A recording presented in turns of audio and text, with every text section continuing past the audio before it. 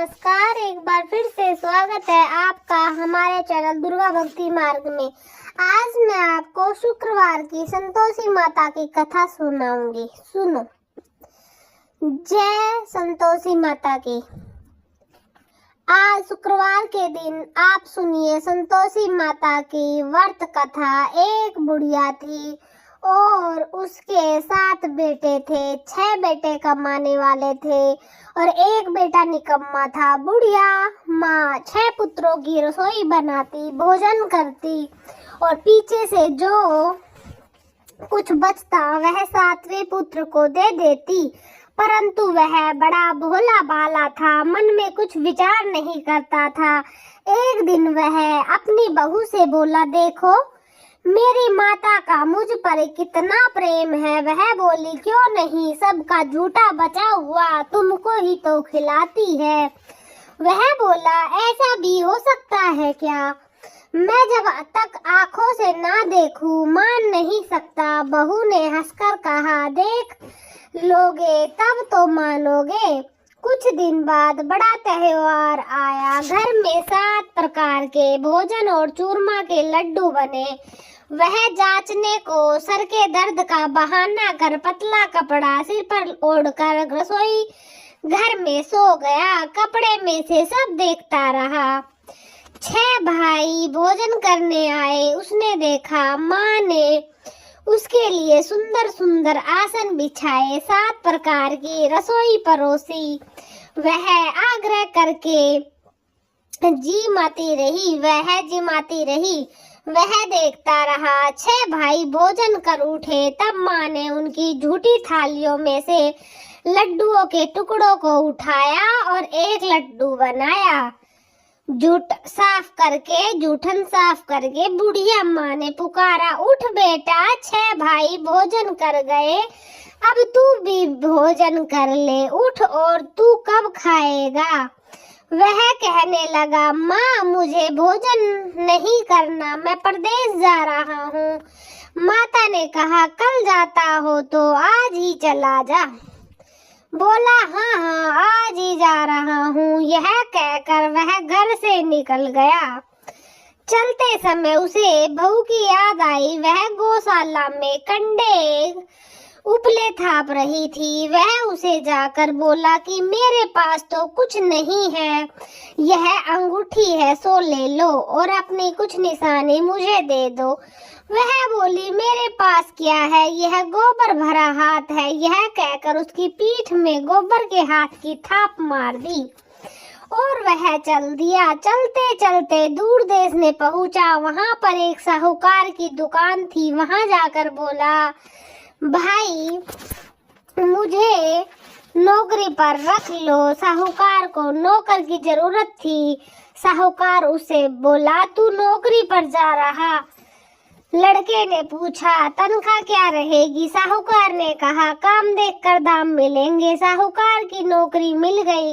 वह सवेरे 6 बजे से रात्रि 12 बजे तक नौकरी करने लगा। कुछ दिनों में दुकान का लेन देन, हिसाब किताब, ग्राहकों को माल बेचना, सारा काम करने लगा। साहूकार के 7-8 नौकर थे। वे सब चक्कर खाने लगे कि यह नया नौकर बड़ा होशियार है। सेठ ने भी काम देखा और 3 महीने के अंदर ही उसे मुनाफे का साझेदार बना लिया। 12 वर्ष में वह नामी सेठ बन गया और मालिक सारा कारोबार उस पर छोड़कर बाहर चला गया। अब बहू पर क्या बीती वह सुनो। सास ससुर उसे दुख देने लगे। गृहस्थी का काम पूरा उसी के पास कराने लगे। लकड़ी लेने जंगल में भेजते। इस बीच की रोटियों के आटे से जो भी भूसी निकलती उसकी रोटी बनाकर रख दी जाती और फूटे नारियल की नरेली में पानी। इस तरह उसके दिन बीतने लगे। एक दिन वह लकड़ी लेने जा रही थी कि रास्ते में बहुत सी स्त्रियां संतोषी माता का व्रत करती दिखाई दी। वहां यह खड़ी होकर कहने लगी, बहनों, यह तुम किस देवता का व्रत करती हो और इसके करने से क्या फल होता है? इस व्रत के करने की क्या विधि है? यदि तुम अपने इस व्रत का विधान मुझे भी समझा कर कहोगी तो मैं तुम्हारा बड़ा एहसान मानूंगी। तब उनमें से एक स्त्री बोली, सुनो, यह संतोषी माता का व्रत है। इसके करने से निर्धनता, दरिद्रता का नाश होता है, लक्ष्मी आती है, मन की चिंताएं दूर होती है, घर में सुख होने से मन की प्रसन्नता और शांति मिलती है। निपुत्री, जो पुत्र नहीं है जिसके, उसको पुत्र मिलता है। जिसका प्रीतम बाहर गया हो, पति बाहर गया हो, वह शीघ्र आ जाता है। कुंवारी कन्या को मनवांछित वर मिल जाता है और जिसका मुकदमा चल रहा हो वो खत्म हो जाता है। घर में क्लेश चल रहा हो तो वो समाप्त हो जाता है। घर में शांति बन जाती है और जायदाद में बहुत लाभ होता है। संतोषी माता की कृपा से पूरी विश हो जाती है। स्त्री कहने लगी, सवा आने का गुड़ चना लेना, इच्छा हो उतना 5.25 आने का या 1.25 रुपया भी सहूलियत के अनुसार लेना। बिना श्रद्धा के मत करना, परेशानी उठानी पड़ सकती है। श्रद्धा और प्रेम से जितना भी बन सके सवाया लेना। 1.25 पैसे से 1.25 आने तथा इससे भी ज्यादा शक्ति और भक्ति के अनुसार ले लेना। हर शुक्रवार को निराहार रहकर कथा कहना और सुनना। इसके बीच कर्म टूटे नहीं, लगातार नियम पालन करते रहना। सुनने वाला कोई ना मिले तो घी का दीपक जलाकर उसके आगे जल के पात्र को रखकर कथा कहना, परंतु नियम न टूटे। जब तक कार्य सिद्ध ना हो नियम पालन करना और कार्य सिद्ध हो जाने पर व्रत का उद्यापन करना। 3 मास में माता फल पूरा करती है। यदि किसी के खोटे कर्म हो तो माता 1 वर्ष लगाती है कार्य की सिद्धि के लिए। कार्य सिद्ध होने पर ही उद्यापन करना चाहिए, बीच में नहीं करना चाहिए। उद्यापन में 2.5 सेर आटे का खाजा और इसी प्रकार से खीर तथा चने का साग बनाना। 8 लड़कों को भोजन कराना। जहाँ तक मिले देवर जेठ भाई बंधु कुटुंब के लड़के लेना, ना मिले तो रिश्तेदार और पड़ोसियों के लड़के बुलाना। उन्हें भोजन कराकर यथाशक्ति दक्षिणा देना और माता का नियम पूरा करना। उस दिन घर में कोई खटाई नहीं बनाना। यह सब सुनकर बुढ़िया की बहू वहां से चल दी। रास्ते में लकड़ी के बोझ को बेच दिया और उन पैसों से गुड़ चना लेकर माता के व्रत की तैयारी करने लगी। आगे चली और सामने मंदिर है। यह सुनकर माता के मंदिर में जाकर माता के चरणों में लौटने लगी। इसके बाद वह माँ से विनती करने लगे कि ए माँ, मैं निपट मूर्ख हूँ, व्रत का नियम नहीं जानती, मैं बहुत दुखी हूँ। माता जगत जननी, मेरा दुख दूर करो, मैं आपकी शरण में हूँ। माता को दया आई। एक शुक्रवार बीता कि दूसरे शुक्रवार को ही उसके पति का पत्र आया और तीसरे को उसका भेजा हुआ पैसा भी आ गया। यह देखकर जेठानी मुंह चढ़ाने लगी और कहने लगी, इतनों दिनों में इतना पैसा इस आया, इसमें क्या बड़ी बात है। लड़के ताने डरने लगे। काकी के पास अब पत्र आने लगे, रुपया आने लगा। अब तो काकी की खातिर बढ़ जाएगी। अब तो काकी बुलाने से भी नहीं बोलेगी। बेचारी सरलता से यह कहती कि भैया पत्र आएगा, रुपया आएंगे तो हम सब के लिए अच्छा है। ऐसा कहकर आंखों में आंसू भरकर संतोषी माता के मंदिर में जाकर मातेश्वरी के चरण में गिरकर रोने लगी। माँ, मैंने आपसे पैसा नहीं मांगा, मुझे पैसे से क्या काम है, मुझे तो अपने सुहाग से काम है। मैं तो अपने स्वामी के दर्शन और सेवा मांगती हूँ। तब माता ने प्रसन्न होकर कहा, जा बेटी, तेरा स्वामी आएगा। यह सुनकर खुशी से वह बावली होकर घर जाकर काम करने लगी। अब संतोषी माँ विचार करने लगी, इस भोली पुत्री से मैंने कह तो दिया कि तेरा पति आएगा, पर आएगा कहाँ से? वह तो इसे सौपन में भी याद नहीं करता।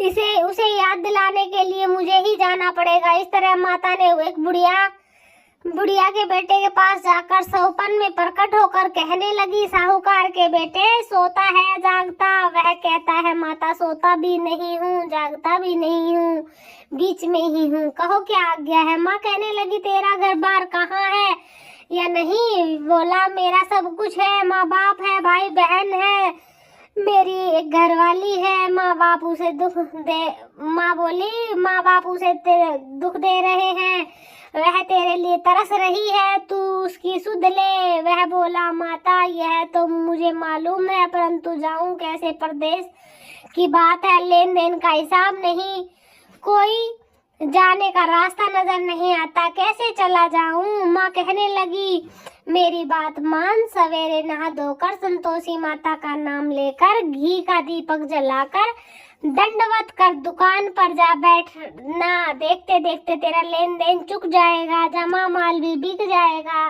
सांझ होते होते धन का ढेर लग जाएगा। अब तो वह सवेरे बहुत ही जल्दी उठकर मित्र बंधुओं से अपने सपने की बात कहता। वे सब उसकी बात पर अनसुनी करने, खिल्ली उड़ाने लगे, हंसने लगे।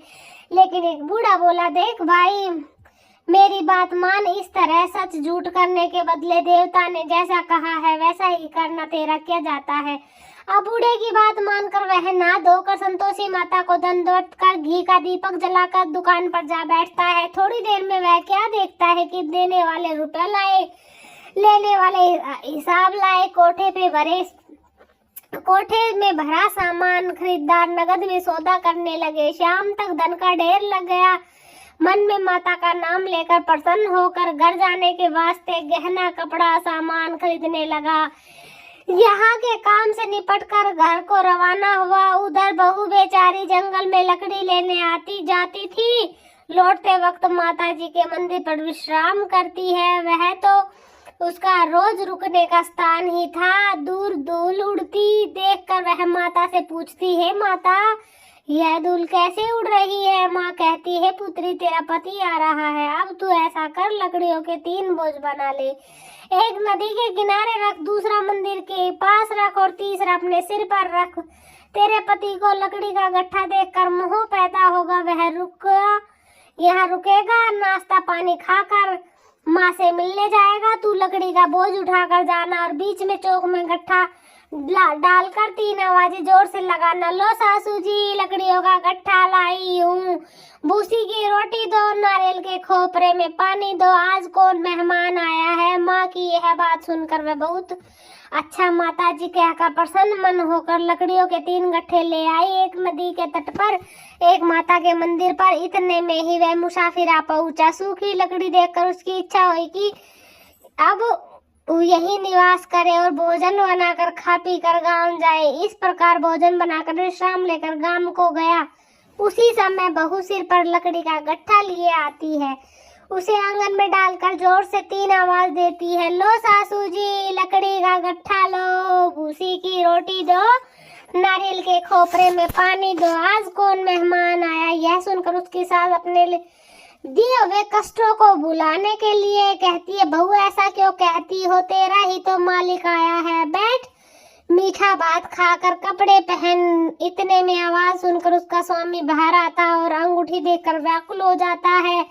माँ से पूछता है, माँ यह कौन है। माँ कहती है, तेरी बहू है, आज 12 वर्ष हो गए हैं, जब से गया है तब से सारे गांव में जानवर की तरह भटकती फिरती है, काम काज घर का कुछ नहीं करती, 4 समय आकर खा जाती है, अब तुझे देखकर भूसी की रोटी और नारियल के खोपरे में पानी मांगती है। वह लज्जित होकर बोला, ठीक है माँ, मैंने इसे भी देखा और तुम्हें भी देखा, दूसरे घर की चाबी दो, मैं इसको लेकर वहीं रहूंगा। बेटा जैसी तेरी मर्जी। यह कहकर माँ ने चाबी का गुच्छा उसे दे दिया। उसने लेकर दूसरे कमरे को खोलकर सारा सामान जमाया और एक दिन में ही वहां राजा जैसा महल जैसा ठाट बाट बन गया। अब क्या था, वह सुख भोगने लगी। इतने में ही अगला शुक्रवार आया। उसने अपने पति से कहा, मुझे माता का उद्यापन करना है। उसका पति बोला, बहुत अच्छा, कर लो, अपनी खुशी से यह भी कर लो। तुरंत थी वह उद्यापन की तैयारी करने लगी। जेठ के लड़के को भोजन के लिए कहने लगी। उसने मंजूर किया, परंतु पीछे से जेठानियों ने अपने बच्चे को सिखा दी, देखो भोजन के समय सब लोग खटाई मांगना, जिससे इसका उद्यापन पूरा ना हो पाए। लड़के खाना खाने आए, खीर पेट भर खाई, परंतु बाद में याद आते ही कहने लगे, कुछ खटाई खाने को दो, खीर खाना हमें भाता नहीं, यह देखकर अरुचि होती है। बहू कहने लगी, खटाई किसी को नहीं दी जाएगी, यह तो संतोषी माता का प्रसाद है। लड़के उठकर खड़े हो गए और बोले, पैसे लाओ। बोली बहू कुछ नहीं जानती थी, सो उन्हें पैसे दे दिए। लड़के उसी समय उठकर इमली लेकर खाने लगे। यह देखकर बहू पर माता ने कोप कर दिया। माँ प्रसन्न हो गई। राजा के दूत उसके पति को पकड़ कर ले गए और जेठ जेठानी मन माने खोटे वचन कहने लगे। लूट लूट कर धन लाया इकट्ठा करके, अब राजा के दूत पकड़ कर ले गए। अब आएगी अकल ठिकाने, अब सब मालूम हो जाएगा जब जेल की रोटी खानी पड़ेगी। बहू से यह वचन सहन नहीं हुआ। रोती रोती माता के मंदिर पहुंची और बोली, हे माता, तुमने यह क्या किया? हंसा कर क्यों रुलाती हो? बोली, पुत्री, तूने उद्यापन करके मेरा व्रत भंग किया है। इतनी जल्दी भूल गई कि व्रत में कोई भी खटाई नहीं दी जाती। लड़कों ने भूल में डाल दिया माता, इसलिए मैंने उनको रुपए दे दिए। माँ बोली, ऐसी भी कोई भूल होती है? वह बोली, माँ मुझे माफ कर दो, फिर तुम्हारा उद्यापन दोबारा करूंगी। माँ बोली, अब भूल मत करना।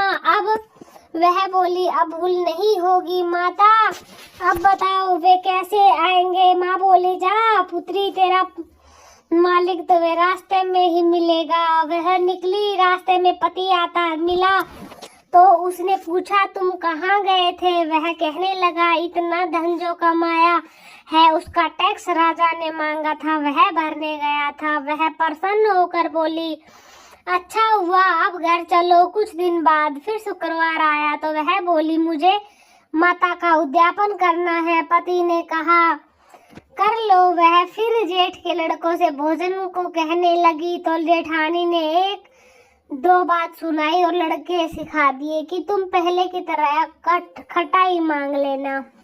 लड़के कहने लगे, हमें खीर खाना नहीं भाता, कुछ खटाई खाने को दो। तो बहू बोली, खटाई खाने को नहीं मिलेगी, खाना हो तो खाओ। यह कहकर ब्राह्मण के लड़के लाकर भोजन कराने लगी। यथाशक्ति दक्षिणा की जगह एक एक फल उन्हें दिया। इससे संतोषी माता प्रसन्न हुई। माता की कृपा होते ही 9 माह में उसके एक सुंदर पुत्र पैदा हुआ।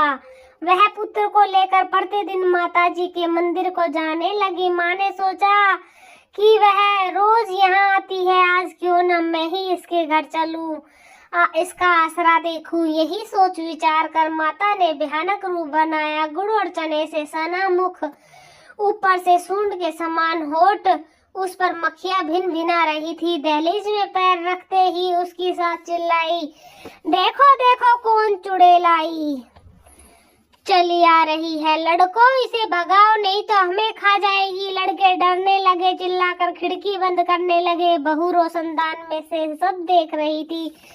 प्रसन्नता से पागल होकर चिल्लाने लगी, आज मेरी माता मेरे घर आई है। यह कहकर बच्चे को दूध पिलाने से हटा दिया। इतने में ही सास का क्रोध फूट पड़ा कि बोली कि इसे देखकर कैसे उतावली हुई जो बच्चे को पटक दिया। इतने में माँ के प्रताप से जहाँ देखो वहाँ लड़के ही लड़के नजर आने लगे। बहू बोली, माँ जी, मैं जिसका व्रत करती थी वही संतोषी माता आज हमारे घर आई है। इतना कहकर झट से सारे घर के किवाड़ खोल दिए और सबने माता के चरण पकड़ लिए। विनती कर कहने लगे कि माता, हम मूर्ख है, अज्ञानी है, तुम्हारी व्रत की विधि हम नहीं जानते। तुम्हारा व्रत भंग करके हमने बहुत बड़ा अपराध किया है। हे माता, बहू को जैसा फल दिया वैसा सबको देना। जो यह कथा पढ़े और जिसको सुनाए उन सभी की मनोरथ पूर्ण करना। तो प्रेम से बोलिए, संतोषी माता की जय। आप सभी को कैसी लगी संतोषी माता की ये शुक्रवार की प्यारी सी कहानी? कमेंट में जरूर बताएं। धन्यवाद।